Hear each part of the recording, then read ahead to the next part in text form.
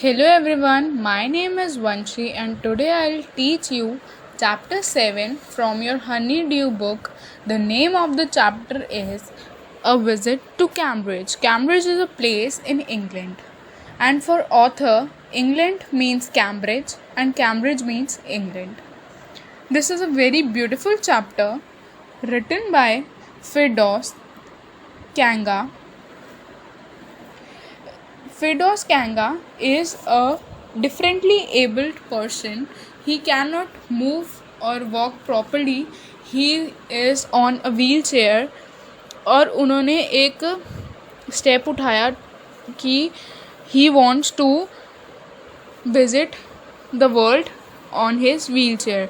तो वो बहुत ज़्यादा अच्छी जगहों पे गए, मतलब पूरा वर्ल्ड उनको कवर करना था. तो वो हर एक जगह पे गए, मेमोरीज़ बनाई कि he want to cherish these memories for life time. वो लाइफ टाइम तक ये सारी मेमोरीज़ मोमेंट्स को कैप्चर करना चाहते थे, फ्लरिश करना चाहते थे. फिर बारी आई इंग्लैंड की. फिर जब वो इंग्लैंड गए तो इंग्लैंड की उनकी विज़िट में उनको कैम्ब्रिज भी जाना ज़रूरी था. तो उनके लिए इंग्लैंड कैम्ब्रिज का दूसरा नाम था. तो उनको बहुत ज़्यादा अच्छे एक्सपीरियंसेस भी मिले और वो एक बहुत अच्छे पर्सन से भी मिले. वो हम पूरे चैप्टर में पढ़ेंगे कि this is a semi autobiography. Autobiography क्या होती है? अपने बारे में लिखा हुआ है किसी ने, बट ऑथर ने थोड़ा तो अपने बारे में लिखा हुआ है और थोड़ा किसी और के बारे में लिखा हुआ है, कोई एक्सपीरियंस लिखा हुआ है. तो ये थोड़ा सा पार्ट है उसका. सो let's start with the before you read. This is the story of a meeting between two extraordinary people, both of them disabled or differently abled, as we now say. Stephen Hawking is one of the greatest scientists of our time. वो author किससे मिले?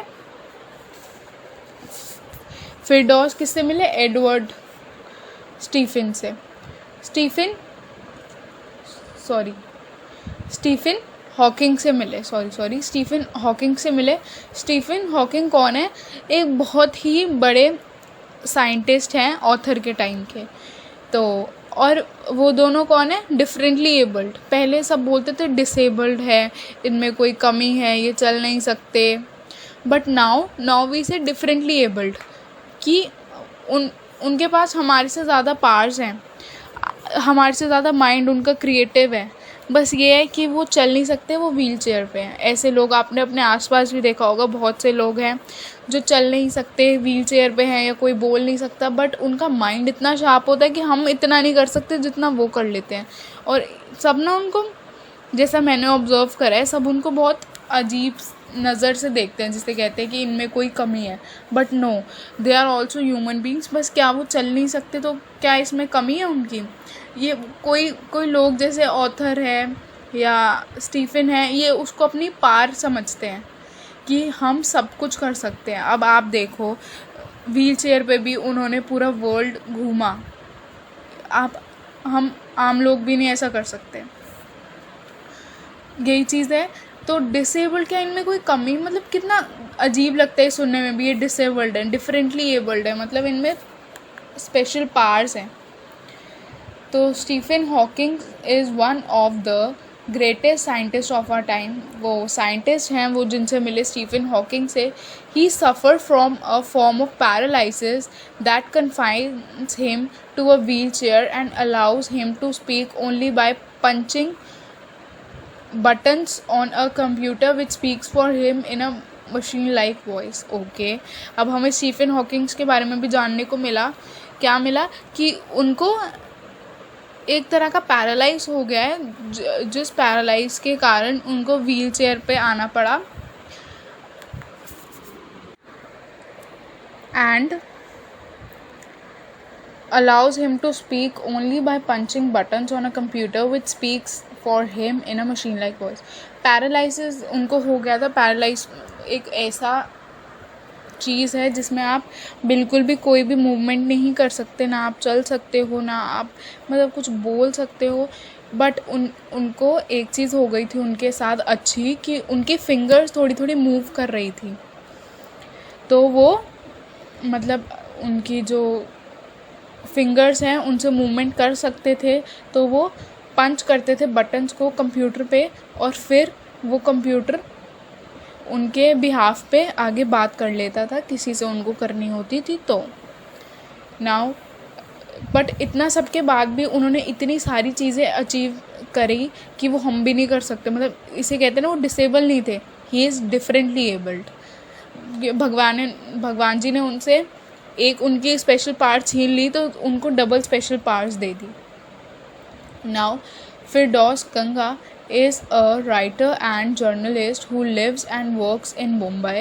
Kanga was born with brittle bones that tended to break easily when he was a child. Like Hawking, Kanga moves around in a wheelchair. अब फिरदौस के बारे में बात की जा रही है कि वो एक राइटर भी हैं और जर्नलिस्ट भी हैं जो रहते और काम करते हैं मुंबई में। फिर अब उनकी डिज़ीज़ के बारे में बात हो रही है कि उनको क्या हो गया था, वो उनका बॉर्न ही कैसे हुआ था कि जैसे जो स्टीफन है उनको तो बाद में प्रॉब्लम हुई थी ना, बाद में उनकी बॉडी पैरालाइज हो गई थी, बट जो फिरदौस हैं उनकी तो बर्थ से ही उनको प्रॉब्लम थी। So let's start the introduction of Firdaus. Kanga was born with brittle bones. Brittle bones means weak bones जो इजीली ब्रेक हो जाती हैं, कि मतलब ज़रा सा भी वो अपना हाथ भी उधर करे या मतलब झटकाए तो उसकी बोन्स एकदम ऐसे हो जाते, तो बहुत वीक बोन्स थी उसकी, जिसके कारण वो भी व्हील चेयर पे ही थे। So Kanga was born with brittle bones that tended to break easily when he was a child. जब वो छोटे थे तो उनकी बोन्स मतलब बाय बर्थ ही बहुत वीक थी, तो जब वो छोटे थे तो उनकी मतलब बहुत बोन्स ऐसे टूट जाती थी। Like Hawking, Kanga moves around in a wheel chair. जब उनकी बोन्स ही वीक थी, जब बोन्स ही सही नहीं थी, तो हाउ वुड ही वॉक, तो वो वॉक भी नहीं कर पाते थे, तो उनको व्हील चेयर पे ही थे वो बहुत टाइम से, बाय मतलब चाइल्डहुड से ही। तो this is how they both, मतलब इनकी जो प्रॉब्लम्स थी कैसे स्टार्ट हुई इनकी लाइफ में, बट ये उनको प्रॉब्लम्स नहीं मानते थे, वो भी आपको पता लग जाएगा। The two great man exchange thoughts on what it means to live life in a wheel chair. And ये जो दो महान लोग हैं ये अपने थॉट्स, ये जो अपने व्यूज़ हैं, विचार हैं, ये आपस में शेयर करते हैं कि कैसा लगता है व्हील चेयर पे, कैसे जीना, मतलब लाइफ का क्या मतलब है व्हील चेयर पे, ज़िंदगी क्या है जो इंसान व्हील चेयर पे उसके लिए। And on how the so called normal people react to the disabled, और कैसे जो नॉर्मल पीपल हैं इनका कैसे मजाक उड़ाते हैं, इनको क्या समझते हैं। मतलब आप भी कभी आपने किसी को देखा हो कोई व्हील चेयर पे है या कोई बोल नहीं सकता, कोई सुन नहीं सकता, तो आप मतलब आपकी बात नहीं कर रही, लोग हंस देते हैं उनको देख के, उनका मजाक उड़ाते हैं कि अरे ये तो ये नहीं कर सकते। कोई माइंड से कुछ प्रॉब्लम हो किसी को तो आप उस पर हंस देते हो, अरे ये तो पागल है। ऐसा बिल्कुल नहीं करना चाहिए बच्चों, वो हमारे से ज़्यादा उनमें एबिलिटीज़ हैं, that's why they are called differently abled not disabled. So हम उन देखेंगे इस चैप्टर में कि क्या क्या उनके पास स्पेशल पार्ट्स हैं, कैसे उन्होंने सब किया, कैसे वो उन्होंने इतना बड़ा मुकाम अचीव करा स्टीफन ने, फिरदौस ने। सो let's start with the first paragraph. Cambridge was my metaphor for England, and it was strange that when I left it had become altogether something else because I had met Stephen Hawking there. Cambridge was my metaphor. Metaphor means a thing regarded as representative or symbolic of something else. कि मतलब ये जब हम poem में भी metaphor बहुत use करते हैं कि जैसे चिड़िया के लिए हम कोई और वर्ड यूज़ कर लेते हैं कि मतलब चिड़िया का मतलब ये है चहचहाना, तो इट्स अ मेटाफर। तो ऐसे ही ऑथर के लिए भी England means Cambridge means England, जैसा मैंने आपको स्टार्टिंग में बताया। And it was strange that when I left it had become altogether something else. But वो कहता कि बट ये बहुत ही अजीब बात ही है, बहुत अचंभित बात थी कि जब मैंने इंग्लैंड को छोड़ा तो ये मेरे लिए बिल्कुल ही कुछ और ही बन गया, बिल्कुल ही अलग चीज़ थी मेरे लिए. क्या चीज़ थी? Because I had met Stephen Hawking there. Because क्योंकि वो वहाँ पे स्टीफन हॉकिंग से मिले थे, तो उनके लिए इंग्लैंड का मतलब ही कुछ और था. जैसे आप स्कूल में, जैसे आप भी जब स्कूल छोड़ोगे तो आप बोलोगे कि स्कूल, जैसे आपका जो बेस्ट फ्रेंड है, क्योंकि ऑफ कोर्स स्कूल के बाद सब कुछ चेंज हो जाता है आपके लिए, आपकी पूरी लाइफ चेंज हो जाती है. वो बेस्ट फ्रेंड भी किसी और कॉलेज में चला जाता है, या अभी आप जब स्ट्रीम बदलोगे, कॉमर्स, साइंस, ह्यूमैनिटीज़, तो 11th में तब भी आपके लिए थोड़ा चेंज रहेगा. तब भी आप बोलोगे मेरी 10th तक लाइफ का मतलब ये था, मेरा बेस्ट फ्रेंड था, मेरा बेस्ट फ्रेंड था तो स्कूल था. ऐसे ही उनके लिए स्टीफन हॉकिंग से मिलना ही बहुत बड़ी बात थी, कि मतलब आप यही बोलोगे ना कि मेरा बेस्ट फ्रेंड मुझसे मिला तो मेरे लिए स्कूल का मतलब चेंज हो गया. तो just like that, it was on a walking tour through Cambridge that the guide mentioned Stephen Hawking. Poor man, who is quite disabled now, though he is a worthy successor to Isaac Newton, whose chair he has at the university. And I started because I had quite forgotten that this most brilliant and completely paralyzed astrophysicist. What is astrophysicist? Scholar of astrophysics, branch of physics dealing with stars, planets, etc. So I was on a walking tour through Cambridge. That guy, मतलब जो मैंने आपको starting में बताया कि ये tour पे थे, वॉकिंग टूर पे थे पूरे वर्ल्ड का. तो जब वो कैम्ब्रिज पहुँचे तो एक गाइड था, उन्होंने स्टीफन हॉकिंग के बारे में उनको बताया. क्या बताया? That the guide mention Stephen Hawking poor man. अब आप पूछोगे गाइड, जैसे इंडिया में भी कोई लोग जैसे घूमने आते हैं लाइक फॉरेनर्स, तो उनको एक गाइड अपॉइंट हो जाता है जो उनको पूरा इंडिया के बारे में, जैसे पर्टिकुलर प्लेस लाइक ताजमहल, आप ताजमहल गए हो बट आपको उसकी हिस्ट्री नहीं पता, तो वहाँ पे बहुत सारे गाइड्स होते हैं जो आपको बताते हैं हाँ यहाँ पे ये चीज़ है, ये ताजमहल इस तारीख पे बना था, इसलिए बना था, यहाँ पे ये चीज़ है. कहीं पे भी जाओ तो सबके लिए वहाँ पे गाइड्स होते हैं. तो ऐसे ही उसको कैम्ब्रिज में भी मिले, और कैम्ब्रिज में उन्होंने जब वो पूरा कैम्ब्रिज उसको घुमा रहे थे तो उन्होंने एक चीज़ और बताई स्टीफन हॉकिंग के बारे में. क्या बताया? Poor man who is quite disabled now. बेचारा लाचार व्यक्ति है एक स्टीफन हॉकिंग, जो अब who is quite disabled now. Disabled means इसके पास एबिलिटीज़ नहीं है proper, though he is a worthy successor, but वो एक बहुत अच्छा, बहुत बढ़िया सक्सेसर है to Isaac Newton. What is successor? A person that succeeds another. To Isaac Newton. Newton आपको पता है साइंस का मतलब, जैसे कहते हैं ना, जैसे कैम्ब्रिज नहीं तो इंग्लैंड नहीं, तो जैसे न्यूटन नहीं तो साइंस नहीं. तो अगर इज़ैक न्यूटन के बाद इंग्लैंड में किसी को कुछ दर्जा मिल रहा है ना साइंस में, तो वो स्टीफन हॉकिंग है. उन्होंने कहा कि अगर कोई सक्सेसर इज़ैक न्यूटन के बाद आया है तो वो ये हैं Stephen Hawking, whose chair he has at university. मतलब जो उनके बाद जिसने कोई मतलब ओहदा संभाला है तो वो स्टीफन हॉकिंग है. And I started because I had quite forgotten that this most brilliant and completely paralyzed. फिर उसने कहा, फिर ऑथर को याद आया, फिर ऑथर बोला अरे हाँ मैं तो भूल ही गया था कि कैम्ब्रिज के बाद कुछ इंग्लैंड में है, तो वो तो यहाँ पे स्टीफन हॉकिंग हैं. फिर उन्होंने बोला because I had quite forgotten that this most brilliant and completely paralyzed astrophysicist, the author of A Brief History of Time, one of the biggest bestseller ever, lived here. कहता मैं तो भूल ही गया था कि एक बहुत ही महान व्यक्ति है, brilliant, most brilliant and completely paralyse, जो बिल्कुल ही पैरालाइज्ड हैं, जो कुछ नहीं कर सकते हैं, बस उनकी फिंगर्स थोड़ा मूव कर सकती हैं. एस्ट्रोफिजिसिस्ट. एस्ट्रो मीन्स स्टार्स और physicist means the person who knows everything about physics. So he knows everything about stars, physics, science. He is quite a scholar or a genius in that. और उन्होंने एक बहुत बड़ी, बहुत अच्छी, बहुत famous book भी लिखी है. The name of the book is a brief history of time. So ये सब उनकी जैसी बात हुई.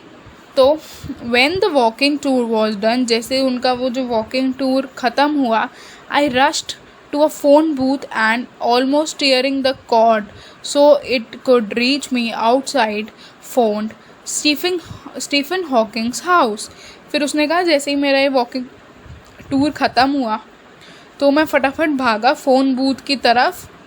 फ़ोन बूथ आपने देखा हो मूवीज़ में, एक रेड कलर सा होता है, ऐसे बॉक्स सा बना होता है और उसके अंदर टेलीफोन सा रखा होता है, जो हमारे इंडिया में भी था बट कुछ टाइम से बंद हो गया.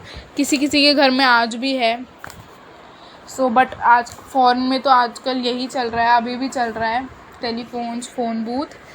तो वो फटाफट गए फ़ोन बूथ में और उनको फ़ोन करना था स्टीफन हॉकिंग्स को. But he is on wheel chair, तो वो अंदर तो नहीं जा सकते थे. तो उसकी एक कॉर्ड होती है ना, आपने देखा हो टेलीफोन की एक ऐसे तार होती है, तो उसको पूरा ऐसे खींच दिया. वो कह रहे हैं वो टूटने वाली थी, ऑलमोस्ट टीयरिंग द कॉर्ड, क्योंकि वो बहुत ज़्यादा इम्पेशेंटली गए और वो हमने खींचा तो वो टूटने वाली भी थी. तो वो कह रहे हैं कि मैंने उसको खींचा ताकि वो मुझ तक बाहर आ सके, क्योंकि ऑब्वियसली वो व्हील चेयर अंदर तो नहीं जाती. तो उन्होंने बाहर गेट से बात करी and phoned Stephen Hawking's house, और स्टीफन हॉकिंग्स के घर उन्होंने फ़ोन लगाया. There was his assistant on the line and I told him I had come in a wheelchair from India.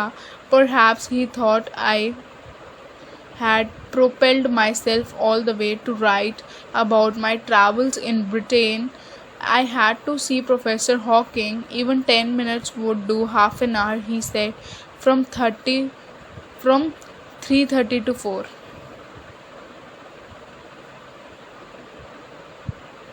Now उन्होंने जैसे ही फ़ोन करा तो स्टीफन के असिस्टेंट ने फ़ोन उठाया. तो ऑब्वियसली असिस्टेंट से उठाते हैं क्योंकि वो ऑलरेडी इतने बिज़ी होंगे और वो बात तो कर ही नहीं सकते. मेन बात तो ये है, वो थ्रू कंप्यूटर बात कर सकते हैं. तो वो फ़ेस टू फेस तो बात कर सकते हैं बट कॉल पे इट्स नॉट पॉसिबल. तो उनके असिस्टेंट ने फ़ोन उठाया और फिरदौस ने उनको कहा कि I had come in a wheel chair, मैं व्हील चेयर पर आया हूँ इंडिया से. इंडिया में कहाँ पे रहते थे वो? मुंबई में. Perhaps he thought I had propelled my self all the way. तो जब उन्होंने बोला I told him I had come in a wheel chair from India, perhaps he thought I had propelled my self all the way. तो उनको एक second के लिए ये भी लगा कि कहीं उनका असिस्टेंट ये ना समझ ले कि मैं फ़्लाइट से नहीं आया, मैं सीधा व्हील चेयर पे ही आया हूँ इंडिया से. तो वो एक बार सोचने भी लग गए ये बात कि पता नहीं मेरी ये बात कैसे सामने गई होगी. फिर उन्होंने कहा to write about my travels in Britain. तो उन्होंने कहा जितना भी मेरा एक्सपीरियंस था, जितनी भी मेरी जर्नी थी और मैंने क्या देखा, क्या एक्सपीरियंस किया, वो सारे मोमेंट्स को मैं लिखना चाहता हूँ जो भी मैंने ब्रिटेन में एक्सपीरियंस किया है. I had to see professor Hawking. तो उन्होंने कहा मैं उनसे मिलना चाहता हूँ, उन्हें देखना चाहता हूँ, उनसे बात करना चाहता हूँ. Even 10 minutes would do. और वो कहते हैं अरे तुम मुझे बस 10 मिनट ही मिलवा दो उनसे, वो मेरे लिए बहुत सफिशिएंट है, वो मैं बहुत खुश हो जाऊँगा उनसे 10 मिनट में मिल के. तभी उनके असिस्टेंट ने एकदम बोल दिया half an hour. He said half an hour. उन्होंने बोला फ्रॉम 3:30 to 4, 3:30 बजे से 4 बजे तक का आपके पास टाइम है, आप आ जाओ और मिल जाओ. वो इतना ज़्यादा खुश हो गया था. And suddenly I felt weak all over. इतना मतलब खुशी का इमोशंस थे उनके ये. ऑब्वियसली अगर आप भी किसी एक्टर एक्ट्रेसेस जो आपकी मोस्ट फेवरेट हो और आपको उनसे मिलने का आधा घंटे का मौका मिले तो ऑब्वियसली आप इतने ज़्यादा खुश हो जाओगे, रोने लग जाओगे. तो सेम वॉज विद हिम. या आपकी कोई फेवरेट टीचर है या आप जिसको मतलब बहुत ज़्यादा जिसे कहते हैं ना पसंद करते हो role model, like role model, और आप उनको कॉल करो कि हाँ मुझे आपसे मिलना है, मुझे एक मीटिंग चाहिए, और सडनली आपको वो बोल दें हाँ ओके, तो आप कितने ज़्यादा खुश हो जाओगे, आपकी बॉडी नम पड़ जाएगी एकदम, हाथ पैर ठंडे। तो वही चीज़ उसके साथ हो रही थी and suddenly I felt weak all over. तो और मतलब एकदम ऐसे लाचार सा फील होने लग गया उनको। Growing up disabled, you get fed up with people asking you to be brave as if you have a courage account on which you are too lazy to draw a check।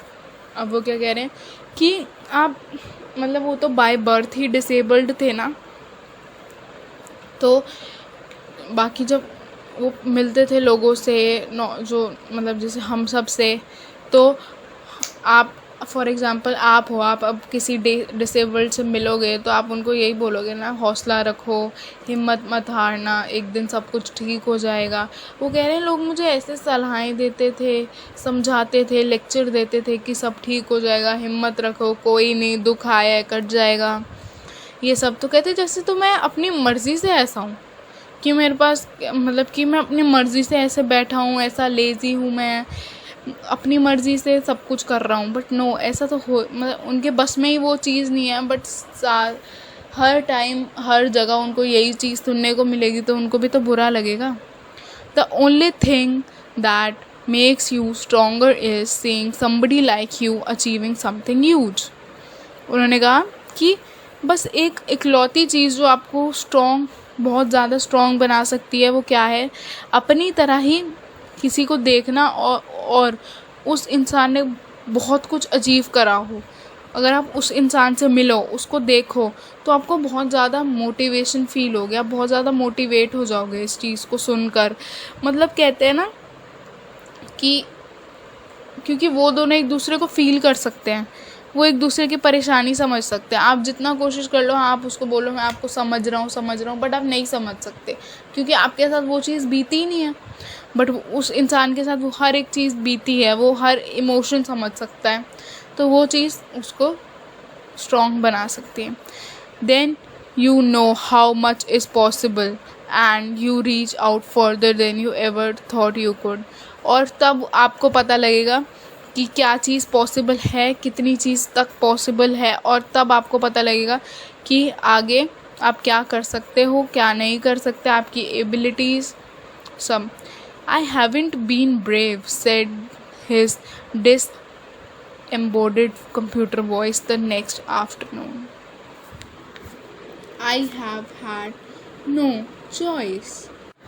So next afternoon जब उनको time मिला 3:30 to 4, तो अब उन्होंने हर एक चीज़ तो mention नहीं करी कि क्या कन्वर्सेशन उनके बीच हो रही थी क्या नहीं, बट उन्होंने कोई क्वेश्चन पूछा होगा फिरदौस ने, तो स्टीफन का रिप्लाई आया था I haven't been brave.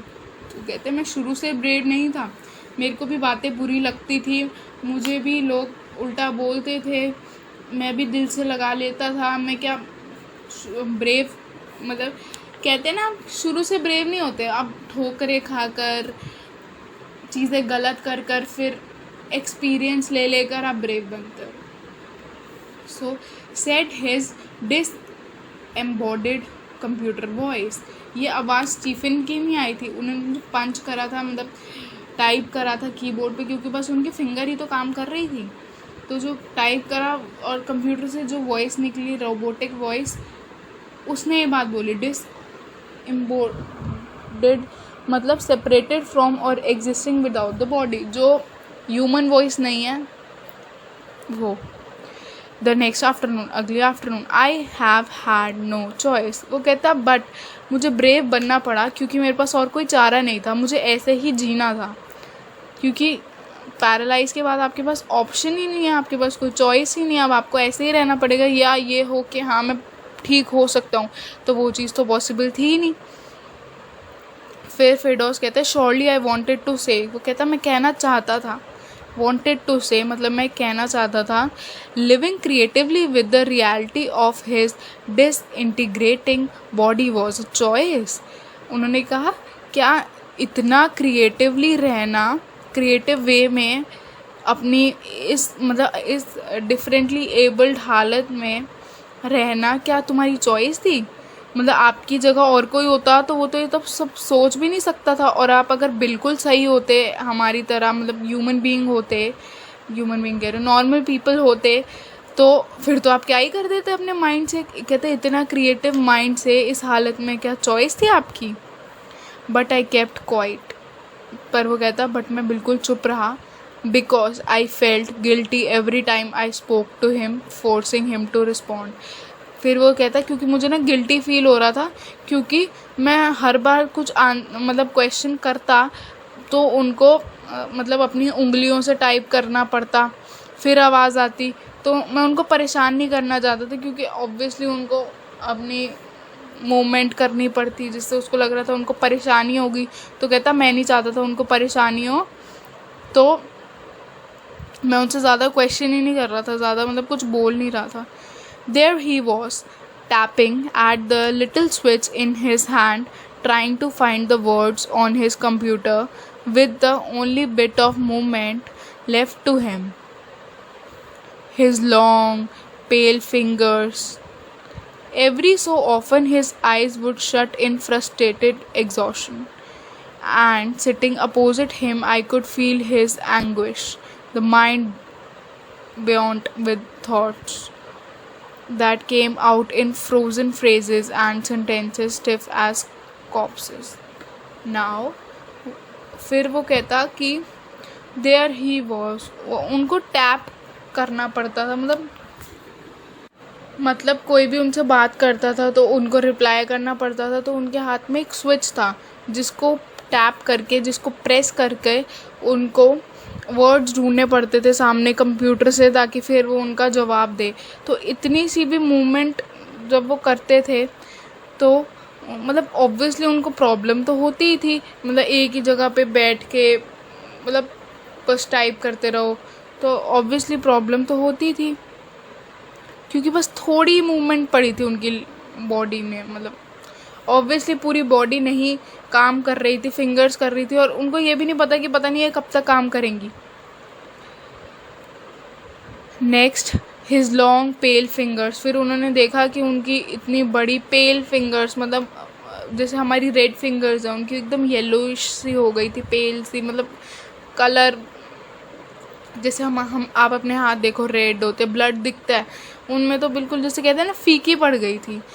Every so often his eyes would shut in frustrated exhaustion, और जब बीच बीच में उनकी आंखें एकदम ऐसे बंद हो जाती थी गुस्से से, मतलब उसको दिखता था कि हाँ ये बहुत थक चुके हैं, इनको बहुत ज़्यादा गुस्सा आ रहा है।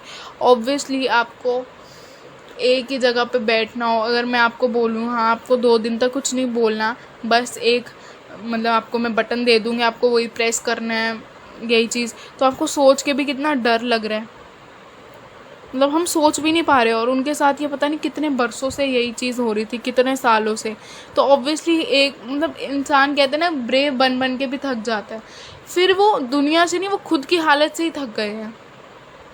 दुनिया तो बोलेगी बोलेगी, बट एक होता है ना खुद से भी थक गए हैं, भाई हम कब तक ऐसे करेंगे लाइक दिस।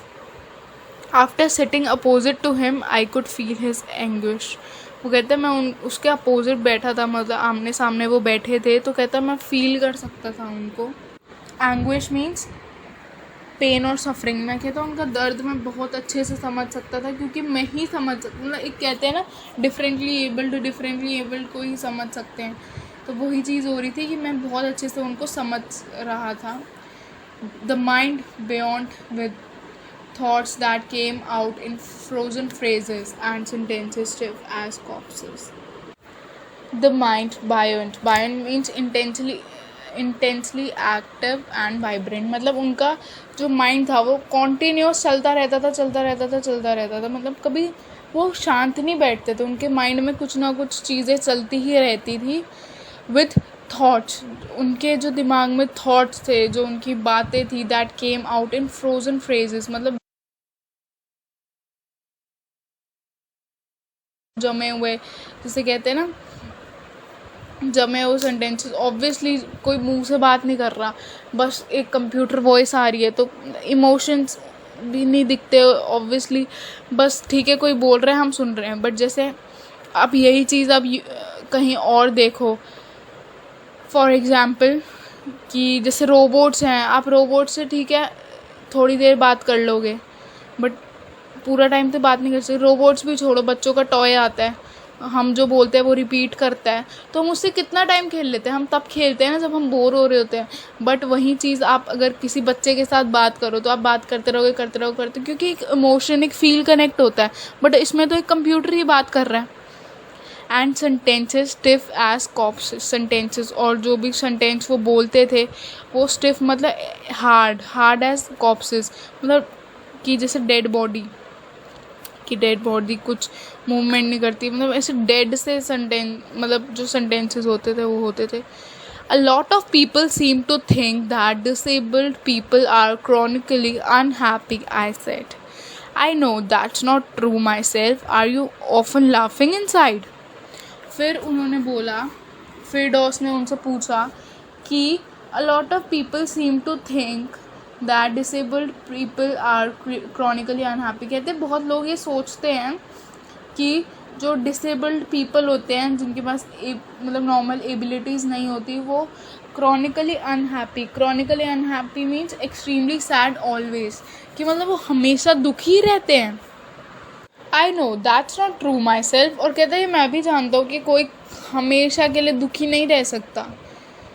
ठीक है, फेजेस आते हैं लाइफ में कि हाँ हम कभी खुश होते हैं, कभी दुखी होते हैं, बट कोई हमेशा तो नहीं दुखी रहता ना। और specially disabled people. Are you often laughing inside, और क्या आप कभी कभी खुद में हंसते हो, अपने अंदर ही अंदर हंसते हो? तो जैसे उसने क्वेश्चन पूछा तो वो टाइप कर रहे थे, तो 3 मिनट्स बाद उनका रिप्लाई आया। About 3 minutes later he responded.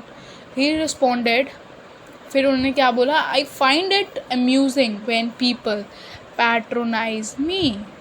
वो कहते हैं हाँ मुझे बहुत ज़्यादा हंसी आती है जब लोग पैट्रोनाइज करते हैं मुझे। What is patronize? Patronize means treat in a way that is apparently kind or helpful but that betrays a feeling of superiority. वो कहते हैं हाँ मैं तब हंसता हूँ लोगों पे जब वो ठीक है मुझे दिखाते हैं, हाँ उनको मुझ पे दया आ रही है और मतलब वो मेरे लिए बहुत हेल्पफुल फील कर रहे हैं, मेरी मदद करना चाहते हैं, उनको मुझ पे दया आ रही है। और बट कहते हैं अंदर ही अंदर वो ये दिखाते हैं कि हाँ हम तुझसे सुपीरियर हैं और तू डिसेबल्ड है। तो कहते हैं इस चीज़ पे तो मैं बहुत हंसता हूँ। And do you find it annoying when someone like me comes and disturbs you in your work. फिर उसने एक और क्वेश्चन पूछा फिरदौस ने कि क्या आपको गुस्सा भी आता है कि जैसे कोई मेरी तरह आपके पास आ जाए और आपको डिस्टर्ब करे आपके काम के बीच में। The answer flashed yes. फिर एकदम ही आंसर आया yes. Then he smiled his one way smile and I knew without being sentimental और silly that I was looking at one of the most beautiful man in the world. कहता फिर उन्होंने जवाब दिया हाँ मुझे गुस्सा आता है। तो फिर कहता फिर वो हंसने लग गए। Then he smiled his one way smile and I knew. उनकी स्माइल ना जैसे एक तरफ से ही आती थी, ऑब्वियसली वो पैरालाइज थे तो उनकी मतलब एक साइड ही आई स्माइल। पर वो कहता कि मुझे ये पता था कि मैं सेंटिमेंटल, मैं इस बात पे गुस्सा या उदास नहीं होना चाहता, बट मैं खुश होना चाहता हूँ कि मैं दुनिया की सबसे जो सुंदर इंसान है मैं उसकी स्माइल देख रहा हूँ। तो कहते हैं मेरे लिए बहुत अच्छी बात है। वो कहता है जो मैं इतना खूबसूरत इंसान देख रहा था, क्योंकि अगर इतनी ज़्यादा डिसेबिलिटीज़ के बाद भी मतलब वो खुश रह सकते हैं तो वो कहते हैं ना इंसान मतलब चेहरे से सुंदर नहीं होना चाहिए, वो दिल से सुंदर होना चाहिए। तो वो मतलब बहुत खूबसूरत इंसान है पूरी दुनिया में। A first glimpse of him is shocking because he's like a still photograph, as if all those pictures of him in magazines and newspapers have turned 3-dimensional. फिर वो कहता है कि अगर कोई उनको पहली बार देखेगा ना तो वो शॉक हो जाएगा वो एकदम, क्योंकि वो बिल्कुल एक फ़ोटोग्राफ की तरह लगते हैं, क्योंकि कोई मूवमेंट ही नहीं है उनकी बॉडी में। ऐसा लगता है कि हम एक फ़ोटो देख रहे हैं उनकी, कि जितनी उनकी फ़ोटोज़ मैगज़ीन और न्यूज़पेपर में है ना, बस उसको 3D कर दिया, 3 डायमेंशनल, मतलब 3D जैसे आप देखते हो ऑब्जेक्ट, 3 डायमेंशनल ऑब्जेक्ट जैसे आपने देखा होगा, स्क्वायर का होता है, जैसे ऑब्जेक्ट हो ना, वो उस फोटो का बस एक ऑब्जेक्ट रख दिया हो, ऐसा लगता है उनको देखकर फर्स्ट में, अगर हम उनको देखेंगे, क्योंकि ऑब्वियसली कोई मूवमेंट ही नहीं है. Then you see the head twisted sideways into a slump, the torso shrunk inside the pale blue shirt, the wasted legs. You look at his eyes, which can speak still, and they are saying something huge and urgent. It is hard to tell what, but you are shaken because you have seen something you never thought could be seen. So now, then you see the head twisted sideways into a slump, the torso shrunk inside the pale blue shirt. फिर वो कहते हैं कि आपको पहले लगता है कि ये 3D ऑब्जेक्ट है, बट फिर आप देखते हो जो उनका सर है वो एक साइड ट्विस्ट किया हुआ है, मतलब एक साइड ही है, वो सर उस दिशा में है. Into a slump. Slump means a way that is soft and neither firm nor stiff. जो इतना सॉफ्ट है, वो ना कभी हिलता है ना डुलता है, बस एक जगह ऐसे रखा हुआ है. The torso shrunk inside the pale blue shirt. Torso upper part of the body. मतलब कहते हैं ना जिसमें जान ही नहीं है, बस मतलब उनकी अपर बॉडी को बस एक ब्लू शर्ट में ऐसे डाला हुआ है, मतलब जान ही नहीं है, क्योंकि कोई मूवमेंट ही नहीं है. The wasted legs. Wasted क्यों बोला है legs को? Wasted means weak or abnormally thin or weak. मतलब अब उनको कुछ काम ही नहीं है. You look at his eyes, which can speak still, and they are saying something huge and urgent. फिर आप उनकी आँखों को तरफ देखते हो ना, तो आपको लगता है हमसे बहुत कुछ कहना चाहती हैं. मतलब उनकी आँखें, जैसे कहते हैं ना कुछ लोगों की आँखें बोलती हैं, तो उनकी आँखें ऐसे बोलती थी बट एक जगह ही रुकी रहती थी. And they are saying something urgent and huge, और वो कुछ इम्पोर्टेंट बहुत कुछ कहना चाहती थी, बट उनको समझना बहुत ही ज़्यादा मुश्किल था. ऑब्वियसली जब कोई इंसान कहते हैं ना कि आँखों से आप क्या ही समझोगे जब तक आप बोल कर नहीं बता पाओगे. But you are shaken because you have seen something you never thought could be seen. और कहते बट तुम एकदम ना ऐसे कपकपा जाओगे उनको देखकर, क्योंकि आपको विश्वास ही नहीं होगा कि आप इनको देख सकते हो, इनसे मिल सकते हो. तो वही फीलिंग है उसके साथ. Before you like a lantern whose walls are worn so thin you glimpse only the light inside is the incandescence of a man. The body, almost irrelevant, exists only like a case made of shadows, so that I, no believer in eternal souls, know that this is what each of us is, everything else an accessory.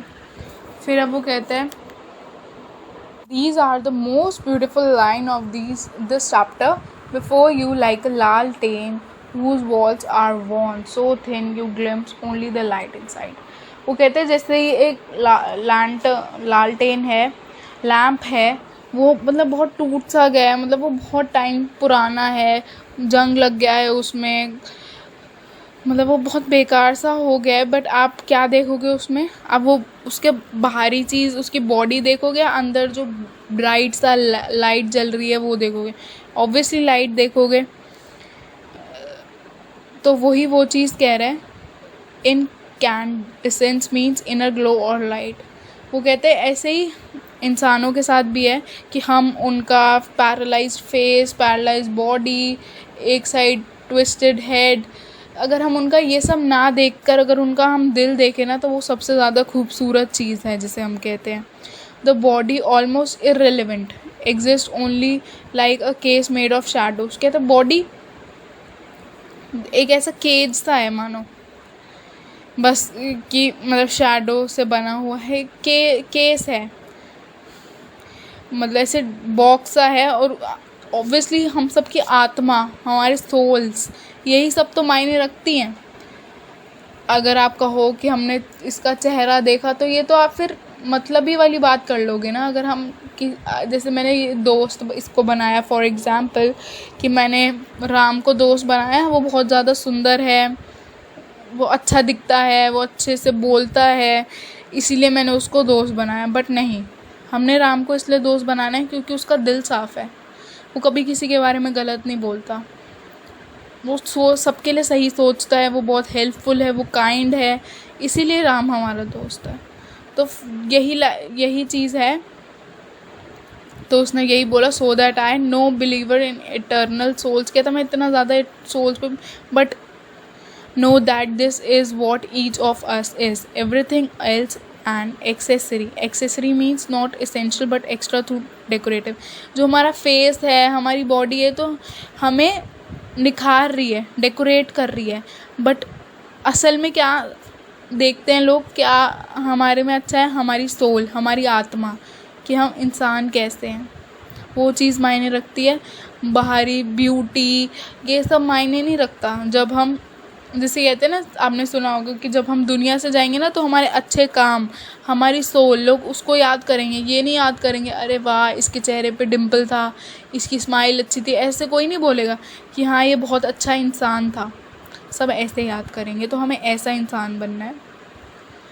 Next, what do you think is the best thing about being disabled? I had asked him earlier. उन्होंने फिर उससे फिरदौस ने फिर Stephen से पूछा कि आपको क्या लगता है कि सबसे अच्छी चीज़ डिसेबल्ड के लिए, मतलब डिसेबल्ड हम हैं तो सबसे अच्छी चीज़ क्या है हमारे अंदर, क्या है हमारे लिए? I don't think there is anything good about being disabled. तो उन्होंने कहा मुझे तो नहीं लगता कि इसमें कोई अच्छी चीज़ है कि हम डिसेबल्ड हैं।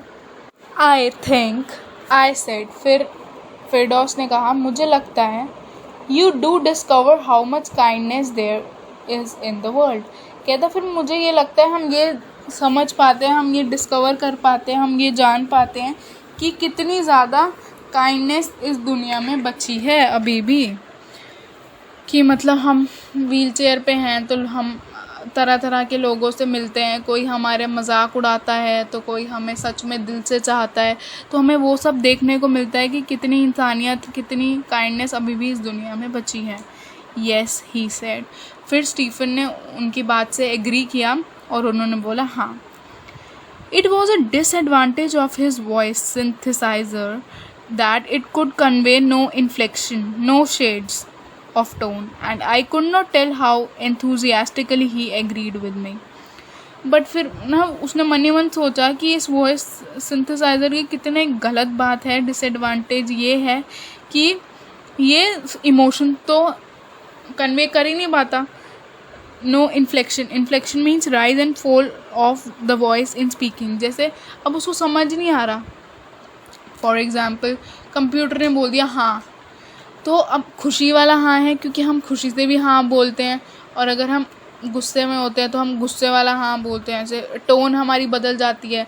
अगर हम सैड होते हैं तो हम धीरे धीरे बात करते हैं, हम खुश होते हैं तो हंस हंस के बात करते हैं। तो वो चीज़ तो कंप्यूटर नहीं बता पाएगा ना। तो ऑब्वियसली इस चीज़ का डिसएडवांटेज तो था ही, क्योंकि टोन ही नहीं समझ पा रहा था वो कि हाँ उन्होंने किस टोन, किस शेड में बोला है। And I could not tell how enthusiastically he agreed with me. और कहता मैं तो ये बता ही नहीं पाऊँगा, समझ ही नहीं पाऊँगा कि उन्होंने खुशी खुशी मेरी बात से एग्री करा या सरकास्टिकली उन्होंने येस बोला। कहता मैं ये चीज़ नहीं समझ पाऊँगा क्योंकि कंप्यूटर वॉइस तो ये चीज़ मुझे बता ही नहीं पाएगी। Every time I shifted in my chair or turned my wrist to watch the time, I wanted to make every one of our 30 minutes count. I felt a huge relief and exhilaration in the possibilities of my body. How little it mattered then that I would never walk or even stand. मतलब हर बार जब author अपनी chair को जैसे थोड़ा shift कर रहे थे, मतलब वो खुद को कंफर्टेबल करवा रहे थे। ऑब्वियसली एक जगह बैठ के भी इंसान की बॉडी में पेन होने लगता है, तो मतलब वो थोड़ा ठीक से चेयर को कर रहे थे, थोड़ी बॉडी को कर रहे थे, क्योंकि वो तो हिल डुल सकते ही थे but only in wheel chair. और turn my wrist to watch the time, और अपनी रिस्ट को घुमाकर टाइम देख रहे थे जब वॉच से. I wanted to make every one of our 30 minutes count. वो कहता मैं बिल्कुल जितना भी मेरा वो 30 मिनट थे उसका एक एक मिनट को अच्छे से यूज़ करना चाहता था.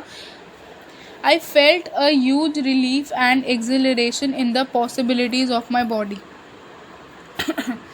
उनसे मिलकर मुझे इतना ज़्यादा रिलीफ फील हुआ और मुझे बहुत ज़्यादा खुशी भी हुई कि मेरे अभी भी मैं अपनी बॉडी से बहुत कुछ कर सकता हूँ. अभी भी मेरे में पॉसिबिलिटीज़ हैं. ये नहीं है कि मैं चल नहीं सकता, मैं कुछ नहीं कर सकता. मैं अभी भी बहुत कुछ कर सकता हूँ. पॉसिबिलिटीज़ हैं. How little it mattered then that I would never walk or even stand. कहता है ये चीज़ तो बिल्कुल भी मैटर नहीं करती कि मैं चल नहीं सकता, मैं बोल नहीं सकता. जो ओनली मैटर करता है वो आपकी पॉसिबिलिटीज़ हैं. मतलब आप कितना अपनी इच्छा से करना चाहते हो. मतलब वो बोल कर भी, मतलब वो ना बोल कर भी कैसे फिंगर से भी बोल सकते थे.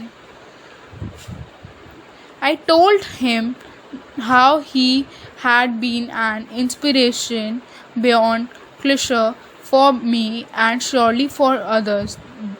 Did that thought help him? Cliche means phrase or idea used so often that it loses its meaning. मतलब ऐसे फालतू की बात. कहता मैंने उनको ये भी बोला कि वो कैसे मेरे लिए इंस्पिरेशन है. और कहता है मैं कोई फालतू की बात नहीं कर रहा था, मैं सच में ये दिल से मानता था, ये उनके लिए फ़ील करता था. और कहते मेरे लिए ही नहीं, वो औरों के लिए भी बहुत बड़ी इंस्पिरेशन है. Did that thought help him. फिर क्या मतलब उन्होंने स्टीफन हॉकिंग से पूछा तो क्या आपको ये सुनकर खुशी होती है, आपको अच्छा लगता है ये जब आप लोग आपको बोलते हैं कि हाँ, या मैंने आपको बोला कि आप मेरे लिए इंस्पिरेशन हो, आप मेरे लिए रोल मॉडल हो, तो आपको ये सुन के अच्छा लगा. No he said. फिर स्टीफन हॉकिंग ने बोल दिया नो.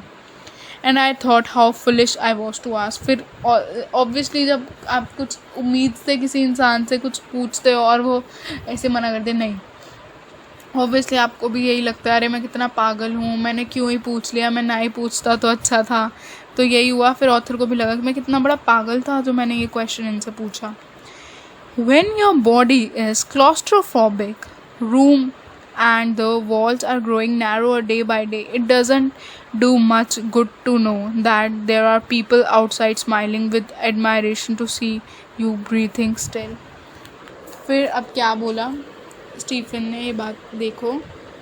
फिर स्टीफन ने कहा कि जब तुम्हारी बॉडी एक claustrophobic room, claustrophobic means a very small and suffocating, मतलब एक बंद कमरे में, जिसे कहते हैं ना एक छोटा सा कमरा, मतलब ना बाहर से कोई आ रहा है जा रहा है, हवा भी जिसे कहते हैं ना पास नहीं हो रही, उस रूम में हो और जो उसकी दीवारें हैं तुम्हें लग रहा है कि ये दिन ब दिन बड़ी होती जा रही है और मैं इसके बीच में फंस चुका हूँ.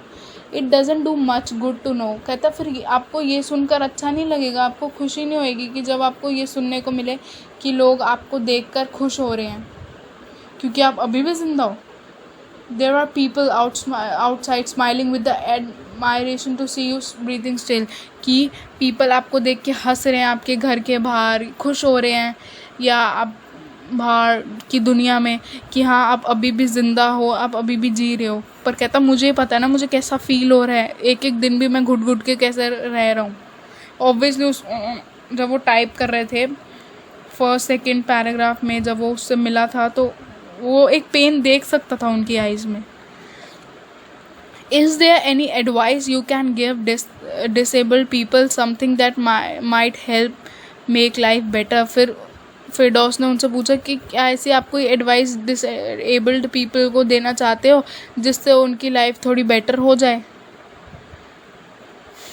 फिर स्टीफन ने आंसर दिया, they should concentrate on what they are good at. I think things like the disabled Olympics are a waste of time. फिर स्टीफन ने कहा they should concentrate on what they are good at. उनको उसी चीज़ में focus करना चाहिए जिसमें वो बहुत अच्छे हैं. I think things like the disabled Olympics are a waste of time.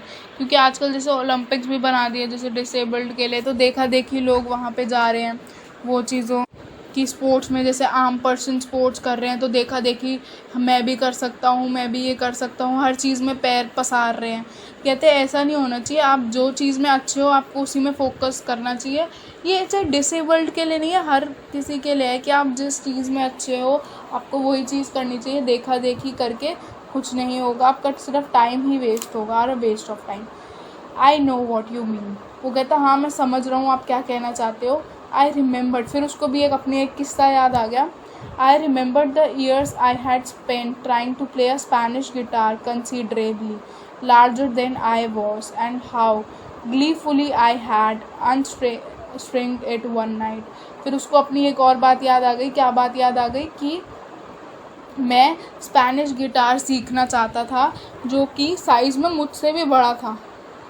Obviously उसको लगता था कि उसको, फिर बाद में उसको फील हुआ कि उसको ऐसा नहीं करना चाहिए, क्योंकि उसको वही चीज़ करनी चाहिए जिसमें वो अच्छा है। वो देखा देखी स्पेनिश गिटार ले तो आया और सीखने की कोशिश कर रहा था, बट ऐसा नहीं हो पाया, वो नहीं सीख पाया। How gleefully I had unstringed it one night. Gleefully means very happily. फिर एक रात को उसने बहुत खुशी से जितने भी उसके स्ट्रिंग्स थे, गिटार में ऐसे स्ट्रिंग्स होते हैं जिसको हम बजाते हैं, लाइंस जिसे कहते हैं हम, पाइप सी, उसको बजाते। तो कहता वो सारे मैंने निकाल कर फेंक दिए एक रात को। Next, the half hour was up. I think I have annoyed you enough, I said grinning. Thank you for। फिर उसने कहा स्टीफन को, फिरदौस ने, कि चलो अब आधा घंटा ऊपर हो चुका है, ख़त्म हो चुका है, और मुझे लगता है कि मैंने आपको काफ़ी ज़्यादा परेशान कर दिया। I said grinning. Grinning means smiling broadly. मैं बहुत खुशी से उनको बोला थैंक यू फॉर, मतलब वो कम्प्लीटली कम्प्लीटली अपना सेंटेंस भी कंप्लीट नहीं कर पाया, तभी स्टीफन ने कहा स्टे। I waited. वो रुक गया। Have some tea, I can show you the garden. फिर उन्होंने बोला कि अभी तुम रुको, चाय पियो, फिर मैं तुम्हें अपना गार्डन दिखाऊंगा। The garden was as big as a park. और जो गार्डन था वो इतना ज़्यादा बड़ा था जैसे एक पार्क हो। But Stephen Hawking covered every inch, rumbling along in his motorised wheelchair while I dodged to keep out the way. We couldn't talk very much. The sun made him silent, the letters on his screen disappearing in the glare. And half an hour later, we were ready to leave. I didn't know what to do. Now, फिर जब वो garden में घूमता है, वो garden इतना बड़ा होता है कि एक पार्क लगे जैसे। But Stephen Hawking covered every inch. और उन्होंने फिरदौस को एक एक कोना भी दिखाया अपने पार्क का। ऐसा फील नहीं कराया कि जैसे हाँ अच्छा ठीक है ये है मेरा पार्क, ये है मेरा गार्डन, ये लो देख लो। एक एक चीज़ समझाई कह रही है, एक एक चीज़ दिखाया। और जैसे हमारे घर भी गेस्ट आते हैं तो मतलब बहुत ही ज़्यादा वार्म फील कराया उनको, बहुत ज़्यादा मतलब दिल से कनेक्ट हुए वो दोनों एक दूसरे से। कि जैसे हमारे घर भी मेहमान आते हैं तो हम भी उनको बोलते हैं हाँ वो चाय पे रुको, पूरा घर दिखाते हैं हम उनको। ऐसे ही स्टीफन ने भी करा। Rumbling along in his motorised wheelchair while I dodge to keep out the way. Obviously उनकी मोटराइज्ड व्हील चेयर थी, मशीन से चलती थी। ऑब्वियसली वो हाथ से नहीं चला सकते थे, वो पहियों वाली नहीं थी, मतलब जिसे हाथ से चलाते हैं जैसे फिरदौस की थी। ऑब्वियसली क्योंकि उनके हाथ भी काम नहीं करते थे तो उनकी मोटराइज थी। तो rumbling means making a continuous deep resonant sound. Obviously machine थी तो मशीन की आवाज़ तो आएगी, तो आवाज़ आ रही थी उनकी व्हील चेयर से। While I dodge to keep out of the way. तो कहता मैं बहुत डिस्टेंस मेंटेन कर रहा था उनसे कि मैं उनके रास्ते में ना हूँ, उनकी व्हील चेयर के रास्ते में ना हूँ, तो मैं थोड़ा डिस्टेंस पे था। We couldn't talk very much. वो कहता हम फिर ज़्यादा ना बात नहीं कर पाए। The sun made him silent. उन्होंने ऐसे क्यों बोला कि सूरज ने उनको बोलने से रोक दिया? Because the letters on his screen disappearing in the glare. Obviously वो मतलब सामने देख के टाइप करते थे लेटर्स को, बट सूरज की रोशनी इतनी ज़्यादा थी कि उनको सामने दिख ही नहीं रहा था. Disappearing in the glare means shine with a strong and dazzling light. वो लाइट ही इतनी ज़्यादा थी कि मतलब जो जितने भी लेटर्स थे वो सारे डिसअपेयर, उड़ रहे थे. ऑब्वियसली जब बहुत ज़्यादा सनलाइट हो तो आप अपना फ़ोन लेके जाओ, आपका फ़ोन भी आपको कुछ नहीं दिखेगा, आपकी स्क्रीन ही नहीं दिखेगी आपको. आप ब्राइटनेस फुल भी कर लो तो फिर भी अच्छे से नहीं दिखेगा आपको. तो सेम एज विद हिम, उनको जब लेटर्स ही नहीं दिखेंगे तो वो टाइप ही नहीं करेंगे तो वो कुछ बोल नहीं पाएंगे, आवाज़ ही नहीं आएगी. An hour later we were ready to leave. फिर 1 घंटा हो गया ऐसे करते करते और फिर वो जाने के लिए बिल्कुल तैयार थे. I didn't know what to do. फिर उनको समझ ही नहीं आ रहा था कि अब फिर वो उनको कैसे बाय करें, मतलब क्या करें, कैसे करें. मतलब ऑब्वियसली आप किसी ऐसे कह रही हो, आप अपने फेवरेट पर्सन से मिलो जिसको आप बहुत ज़्यादा नर्चर करते हो, जिनको आप रोल मॉडल समझते हो, फिर आपको समझ नहीं आएगा ना आप उनको बाय भी कैसे करो. कहता आई कुड नॉट किस हिम और क्राई. वो कहता फिर मैं उनको किस भी नहीं कर सकता था, मैं उनको गले लगा के रो भी नहीं सकता था. तो आई टच हिज शोल्डर. फिर उनके शोल्डर को टच करा and wheeled out into the summer evening. फिर ऐसे करते करते शाम हो गई. फिर वो दोनों एक साथ जैसे कहते हैं व्हील चेयर से बाहर तक आए. I looked back. उन्होंने पीछे देखा फिरदौस ने. And I knew he was waving though he wasn't. फिर ऑब्वियसली फिरदौस बाहर निकल गए बट उन्होंने पीछे देखा मुड़कर. तो वो कहते हैं मुझे पक्का लग रहा था कि जो स्टीफन हॉकिंग है वो उसको देख के वेव कर रहे हैं, हाथ हिला रहे हैं. बट कहता है ऐसा पॉसिबल नहीं था, बट मैं फील कर सकता था कि वो कर रहे हैं अंदर ही अंदर, क्योंकि इतना ज़्यादा इमोशनल कनेक्ट हो गए थे वो दोनों एक दूसरे से कि उनको ऐसा लग रहा था कि वो बाय कर रहे हैं. वो इतना ज़्यादा फील कर रहे थे उनको. Watching him an embodiment of my bravest self, the one I was moving towards, the one I had believed in for so many years alone. I knew that my journey was over for now. ये बहुत ही beautiful lines लिखी हैं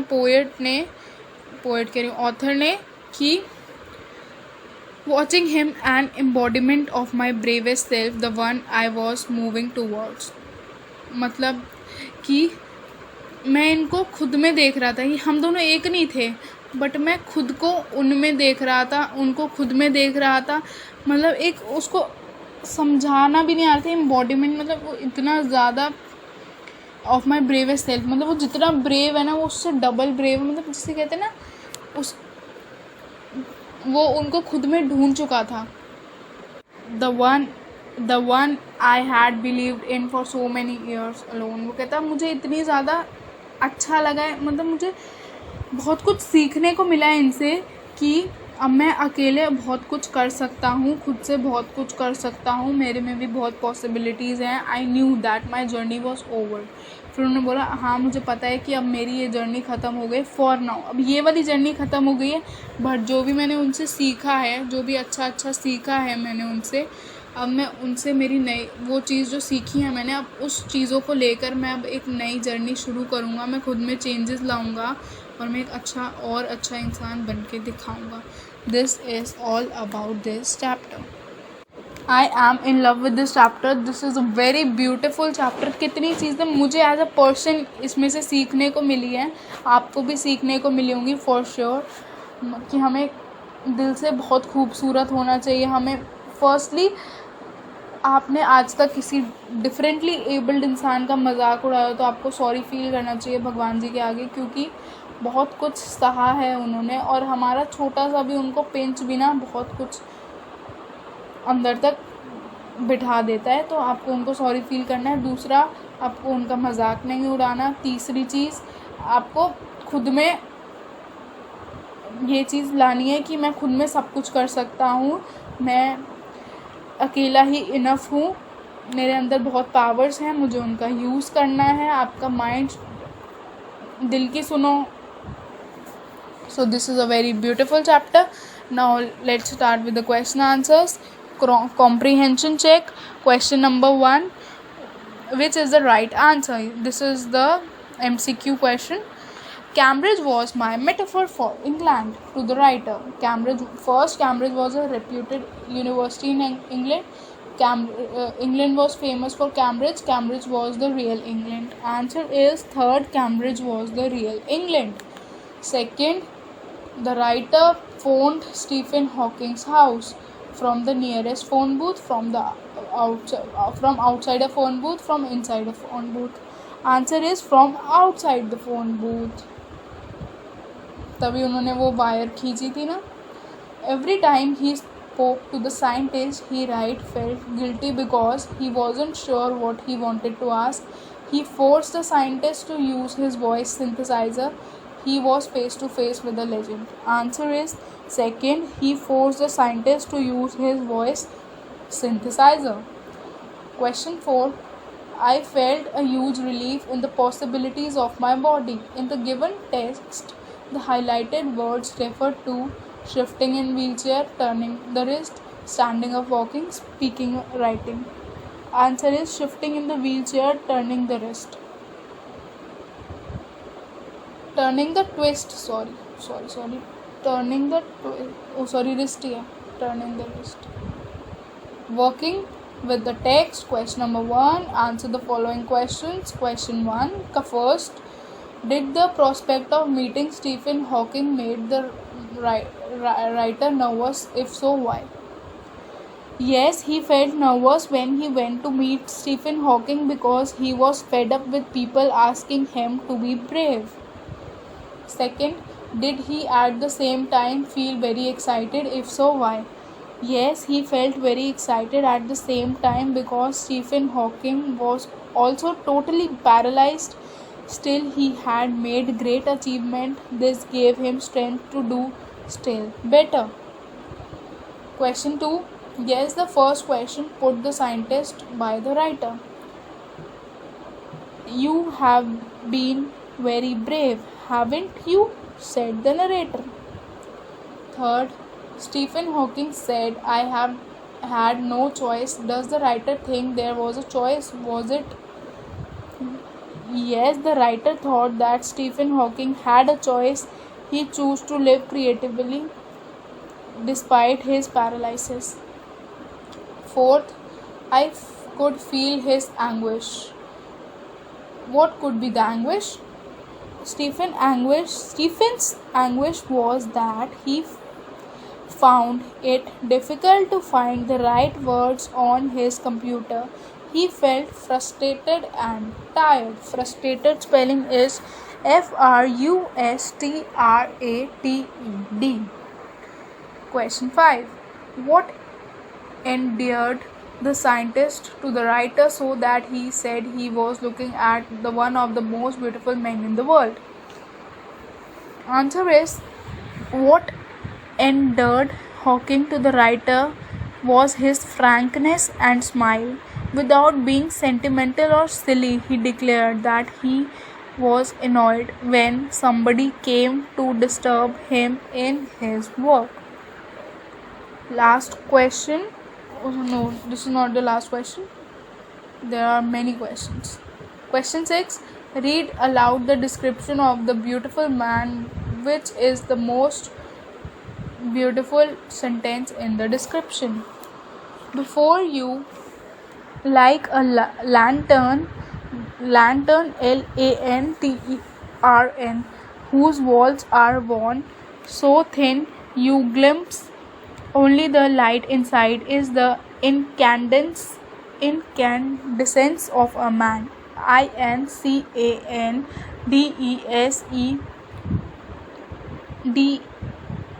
repeat, ENCANDESCENCE.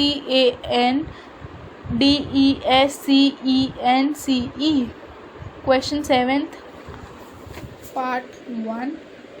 If the lantern is the man, what would its wall be? Answer is, the walls of the lantern are formed by the body. Second, what is housed within the thin walls? Answer is, the eternal soul. ETERNAL. Third, what general conclusion does the writer draw from his comparison? The writer draws the conclusion that each of us is an eternal soul. The body is not such an essential thing. Question 8. What is the scientist's message for the disabled?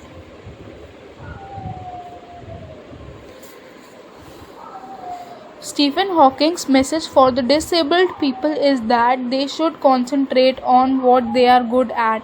Olympics for the handicapped or disabled people are a waste of time. Question 9. Why does writer refer to the guitar incident? Which idea does it support? The writer supports Hawking's idea that the disabled people must not try to overreach themselves. The writer once tried to play a big guitar. He felt defeated, so he destroyed it one night. Question 10. The writer expresses his great gratitude to Stephen Hawking. What is the gratitude for? The writer expresses his gratitude to Hawking for giving him strength and confidence to be brave and to live creatively. Complete the following sentences taking the appropriate parts from both of the boxes below. There was his assistant on the line. Answer is, there was his assistant on the line and I told him I had come in a wheelchair from India.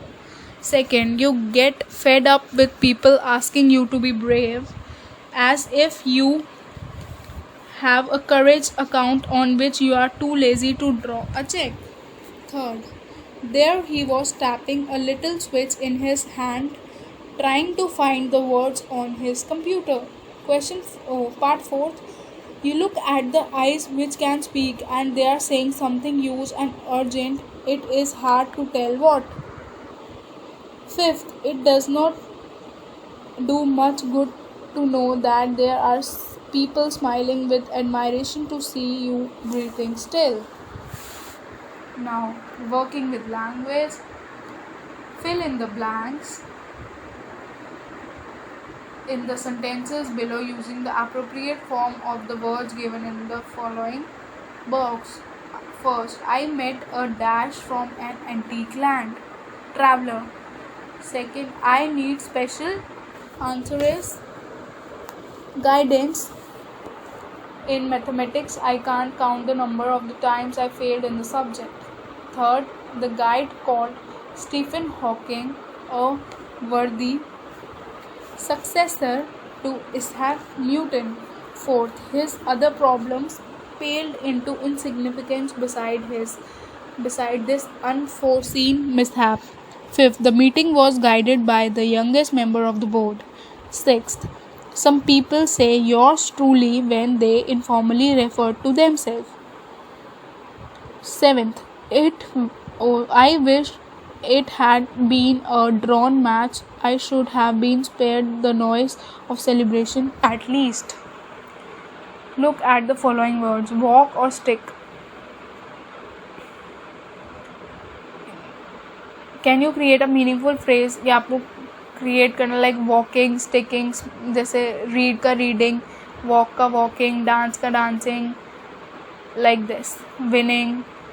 Use all or both in the blanks. Tell your partner why you choose one of the other.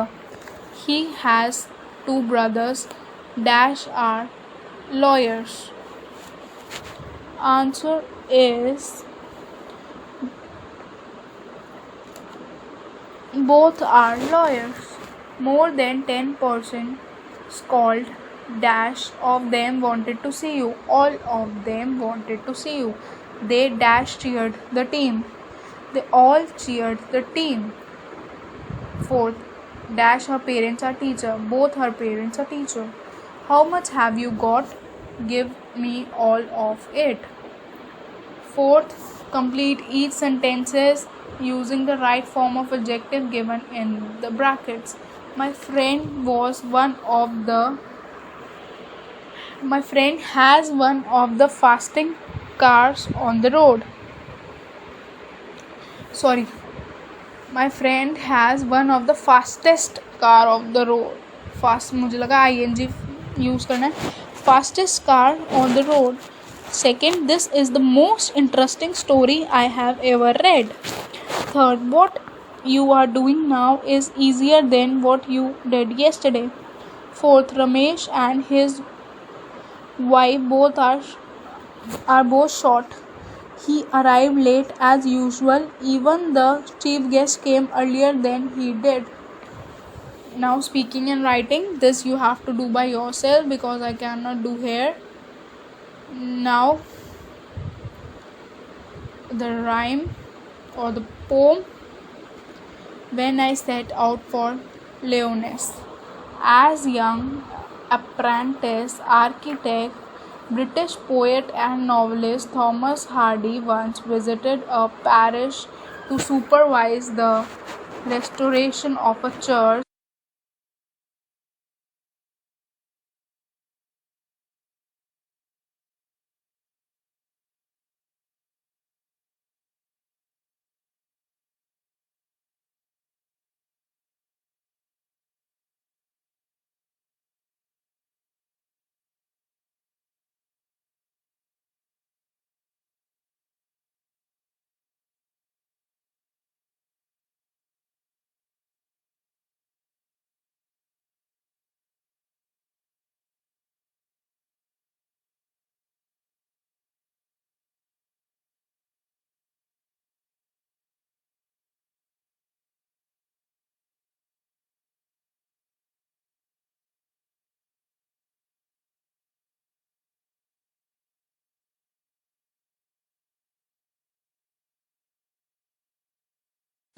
On his return from the parish, people noticed two things about him: a new glow on his eyes and a crumpled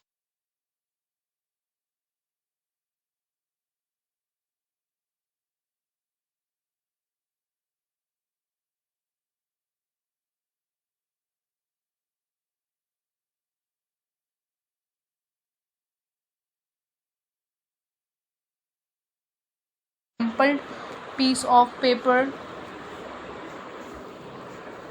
sticking out of his coat pocket.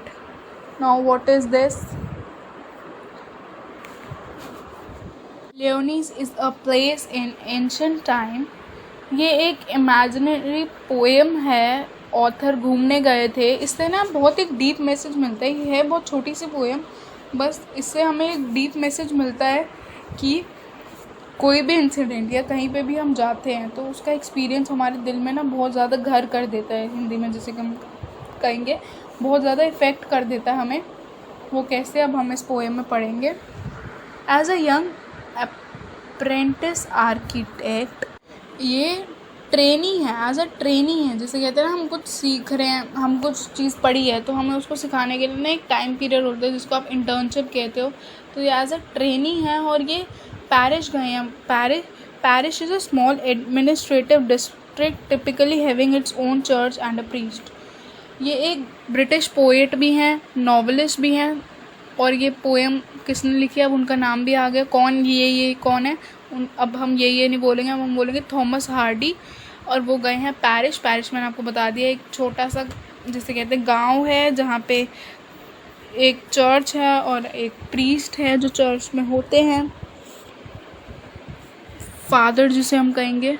तो ये वहाँ supervise करने गए हैं, देखने गए हैं कि एक चर्च को दोबारा एक चर्च थी उसको अब दोबारा से सही कर रहे हैं, तो उसको सुपरवाइज करने गए हैं. On his return from the parish, जब वो वापस आए पैरिश से, people notice two things about me. फिर लोगों ने उनमें दो चीज़ें देखी. क्या चीज़ देखी? A new glow in his eyes. उनकी आइज़ में एक अलग ही चमक थी, एक अलग ही ग्लो था. And a crumpled piece of paper sticking out of his coat pocket. और एक ना क्रम्पल्ड मतलब जिसे कहते हैं ना मुड़ा हुआ पेपर था उनकी पॉकेट में, और वो बाहर से निकल सा रहा था उनकी कोट की पॉकेट से. That paper it is recorded in one of his biographies. और वो जो पेपर है वो उन्होंने लिखा भी है उनकी एक बायोग्राफी में. Contain the draft of a poem you are going to read. और उन्होंने उसका कुछ पार्ट एक पोएम में लिखा भी है, जो अभी आप कुछ पार्ट लिखा है एक पोएम में जो अभी आप पढ़ोगे. That very poem inspired by a visit to a place which the poet called Leonis.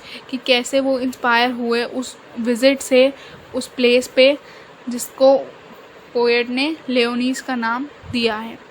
When I set for Leonis 100 miles away, जब वो लेओनीस जाने के लिए तैयार हुए जो 100 मील दूर था, the rhyme was on the spray and starlight lit my lonesomeness when I set for Leonis 100 miles away. अब वो क्या कह रहे हैं? Rhyme. The rhyme was on the spray. What is rhyme? Rhyme means frost, बर्फ. Was on the spray. Spray means leaves and branches of trees. बर्फ पूरी जमी हुई थी पेड़ों पे, उनकी टहनियों पे, पत्तों पे, हर जगह बर्फ बर्फ बर्फ ही थी. And starlight lit my lonesomeness when I set for Leonis 100 miles away. और जो starlight थी, जो तारों की लाइट थी, चमक थी, जो जिसे हम कहते हैं ट्विंकल, स्टार्स ट्विंकल करते हैं, तो वो जो सब था वो कंपनी दे रहा था जो ऑथर की लोनसमनेस मतलब अकेलेपन, लोनलीनेस को कंपनी दे रहा था जब वो जा रहे थे. लेओनीस जो 100 मील दूर था. What would bechance at Leonis while I should sojourn there? No prophet durst declare, nor did the wisest wizard guess. अब क्या कह रहे हैं? What would bechance at Leonis? Bechance means happen, chance to happen. कहता है ऐसा क्या हो गया था लेओनीस में. While I should sojourn there. Sojourn means stayed there. वो उसको खुद को नहीं पता था कि उसमें ऐसा क्या चेंज आ गया था वहाँ जाके. ऐसा वो जब वहाँ रुका तो ऐसा क्या हो गया उसके साथ, वो उसको खुद को भी नहीं पता था. No prophet thus declare. Prophet means fortune teller, जो पंडित जैसे नहीं कहते आप हाथ दिखाते हो फिर वो आपका फ्यूचर बताते हैं. तो उसने कहा कि कोई पंडित भी मेरा फ्यूचर नहीं बता पा रहा था. Dost means poetic word for dare. मतलब वो कहते हैं ना, कोई चाह कर भी, जैसे कहते हैं ना, कोई हिम्मत भी नहीं कर रहा था कि मेरे को बता दे कि मेरे साथ क्या हुआ वहाँ पे ऐसा. Nor did the wisest wizard guess. Wizard means a person who practices magic. कहते कोई मैजिशियन भी नहीं बता सकता था, कोई गेस भी नहीं कर सकता था कि जिसे कहते हैं ना दिमागदार, जिसको वाइजेस्ट मीन जिसके पास बहुत ज़्यादा नॉलेज हो. कहते वो वाला मैजिशियन भी गेस नहीं कर सकता था कि मेरे पास ऐसा क्या हो गया, मेरे साथ ऐसे क्या हो गया. ना मैं गेस कर पा रहा था, ना मुझे पता था कि मेरे साथ क्या हुआ है. ना कोई मैजिशियन गेस कर सकता था या ना कोई फॉर्च्यून टेलर गेस कर सकता था कि मेरे साथ ऐसा. वॉट वुड बेचांस एट लेओनीस, कि मेरे साथ ऐसा क्या हो गया. हैपन बेचांस मतलब मेरे साथ ऐसा क्या घट गया लेओनीस में. वाइल आई शुड सोजॉर्न देयर, कि जब मैं वहाँ पे स्टे कर रहा था ऐसा मेरे साथ क्या हो गया.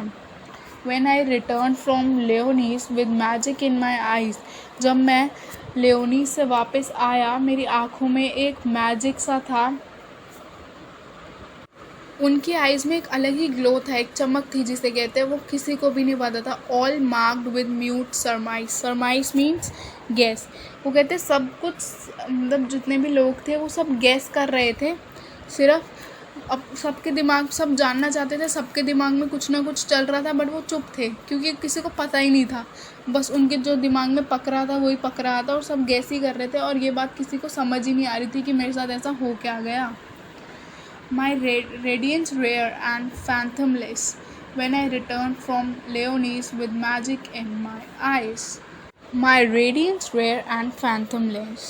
जो उनका रेडियंस मीन्स जो ग्लो था वो बहुत ही ज़्यादा रेयर था, उनके साथ ऐसा कभी हुआ ही नहीं था पहले. And fathomless means so deep that the depth can be measured.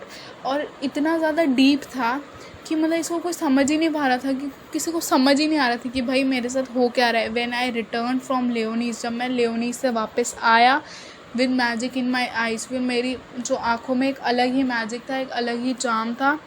This is all about this chapter. This poem is written by Thomas Hardy. I know this is a very incomplete chapter आपको ऐसा लग रहा होगा कि हाँ ये तो incomplete सा है, कि इसका मॉरल क्या है, पोएट कहना क्या चाहते हैं। बस पोएट इतना ही कहना चाहते हैं कि जब वो लियोनीज से आए तो उनका एक अलग ही चार्म था, उनके अंदर एक अलग ही स्पार्क था, एक अलग ही ग्लो था जो कोई मेजर नहीं कर सकता था, और उनको ये बात पता भी नहीं। ऐसा होता है अक्सर, आप कहीं जाओ आपको समझ नहीं आता, बट आप अलग ही चीज़ फील कर रहे होते हो, वो आपको भी नहीं पता। सो जस्ट ये वही चीज़ है कि आप कहीं गए हो और आप वहाँ से इतना ज़्यादा कनेक्ट हो गए हो कि आपके अंदर कुछ रह गया और आपको पता ही नहीं, और वो अच्छा ही है। लाइक आप किसी रिलीजियस जगह पे जा रहे हो, एग्जैक्टली वो एक रिलीजियस थी, वो चर्च में ही गया था, वही चीज़ उसके अंदर थी और पर किसी को पता नहीं था। Now working with the poem. Question 1. In the first stanza, find words that show that it was very cold. Answer is rhyme. Second, that it was late evening, starlight. Third, that the traveler was alone, lonesomeness. Second, something happened at Leonis. It was improbable, impossible, unforeseeable. Answer is